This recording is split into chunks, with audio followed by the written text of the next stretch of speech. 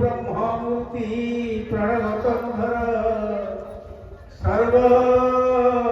वेदांत सारं भक्तानां कल्पा वृक्षं भव जलतरणी सर्वतत्त्वार्थ तत्त्व महाप्रभु जगन्नाथଙ୍କର पाद बंदरे अनंत कोटी दंडवत प्रणाम। आज विशेष मା ଚାକୁଳି ପୀଠରେ बंगुआरी कार्यक्रम पंडित पदराम त्रिपाठी मत कहले जा गोटे पाला महोत्सव जा आम तो विशेष भाव में उभय प्रार्थना पाला महामुकाबला समर्थक भाव थिलु किंतु से प्रार्थना पाला बादल मुझे सार्थक भक्ति जहाँ सार्थक एवं सार्थक सिद्धार्थ सिद्धार्थ सार्थक सिद्धार्थ उत्सव कहुची तार मुझे समीक्षक जो से जानते पाला कार्यक्रम हुए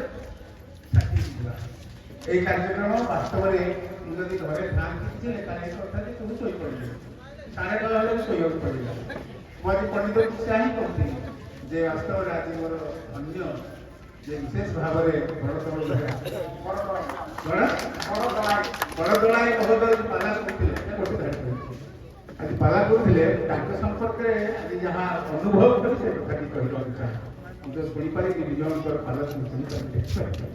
कि आप प्रशंसा करते प्रतिपक्ष गायक वास्तव ये हूँ अस्मिता पुरस्कार आम प्रतीक्षा करूँ आज्ञा दुईटी प्रश्न उत्तर ये से बड़ द्वितीय एते सस्पेंस रखाई जे आपण निश्चित भाव पाला शेष आगो ये पाला गायक मात्र कौशल द्वितीयटी होची नंदावतर कथा जो नंदावतर कथाटी दाढ़ी सुनिब वृद्ध मित्रता प्रसंग चलती और तारा करती ये से ही बड़ आप सुनिए यही पाला देखा भितर आम तो 20 मिनिट 22 मिनिट पाला करूँ 4 ठाक करा जाए प्रार्थना पाला रहू सिद्धार्थ उत्सव रहू किंतु आज घंटा घंटा धरी आप शुणुंटे मुझे गोटे कथा कहना चाहे से कथाटी हूँ केते धैर्य केते मन रखार शक्ति केते उच्च कंठरे परिश्रम करते जड़े पाला गायक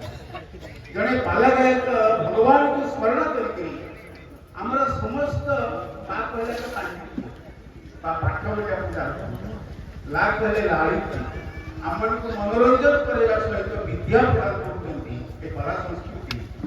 ये गोटे साधारण आम जमी मनोरंजन करने आसीना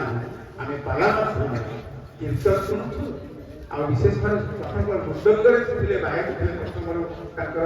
मृदंग कार्यक्रम आरंभ करते बहुत बहुत धन्यवाद आज्ञा सुंदर भाव मार श्लोक पाठ कर मृदंग श्लोक को मृदंगर रूप देते मृदंग गायक प्रशंसा करोसी आप जड़े शेरीपाड़िया बोले सी ओडिशी गान करते अर्थात छांद चौपदी आपर विशेष भाव जिते अच्छी विद्या अच्छी आम प्राचीन साहित्य से साहित्य को पुराण पाखे उपस्थापन कर